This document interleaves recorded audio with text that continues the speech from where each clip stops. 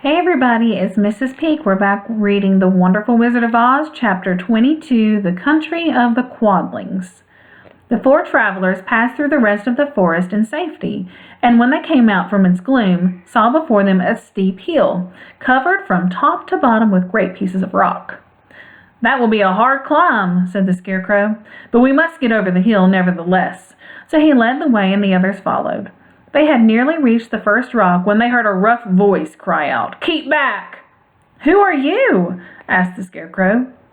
Then a head showed itself over the rock, and the same voice said, "This hill belongs to us, and we don't allow anyone to cross it."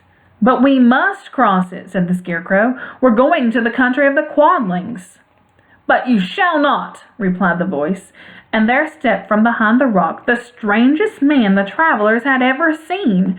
He was quite short and stout, and had a big head, which was flat at the top, and was supported by a thick neck full of wrinkles. But he had no arms at all, and seeing this, the Scarecrow did not fear that so helpless a creature could prevent them from climbing the hill. So he said, "I'm sorry not to do as you wish, but we must pass over the hill whether you like it or not." And he walked boldly forward. As quick as lightning, the man's head shot forward, and his neck stretched out until the top of his head, where it was flat, struck the Scarecrow in the middle and sent him tumbling over and over down the hill. Almost as quickly as it came, the head went back to the body, and the man laughed harshly as he said, "It's not as easy as you think." A chorus of boisterous laughter came from the other rocks, and Dorothy saw hundreds of the armless hammerheads upon the hillside, one behind every rock. The lion became quite angry at the laughter caused by the Scarecrow's mishap, and giving a loud roar that echoed like thunder, he dashed up the hill.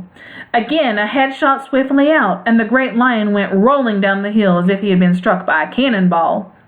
Dorothy ran down and helped the Scarecrow to his feet, and the lion came up to her, feeling rather bruised and sore, and said, "It is useless to fight people with shooting heads. No one can withstand them." "What can we do then?" she asked.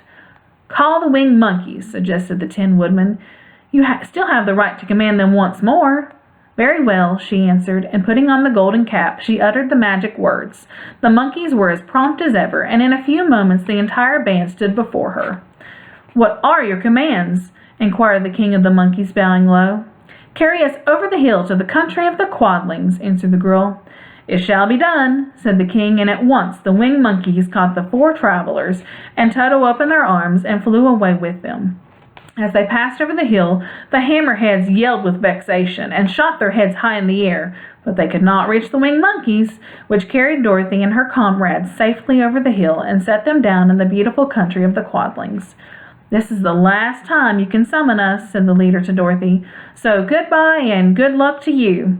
"Goodbye, and thank you very much," returned the girl, and the monkeys rose into the air and were out of sight in a twinkling. The country of the Quadlings seemed rich and happy. There was field upon field of ripening grain, with well-paved roads running between, and pretty rippling brooks and strong bridges across them. The fences and houses and bridges were all painted bright red, just as they had been painted yellow in the country of the Winkies and blue in the country of the Munchkins. The Quadlings themselves, who were short and fat and looked chubby and good-natured, were dressed all in red, which showed bright against the green grass and the yellowing grain. The monkeys had set them down near a farmhouse, and the four travelers walked up to it and knocked at the door.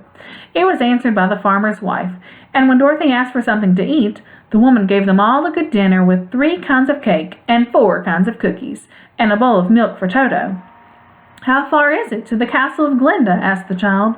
"It's not a great way," answered the farmer's wife. "Take the road to the south, and you will soon reach it."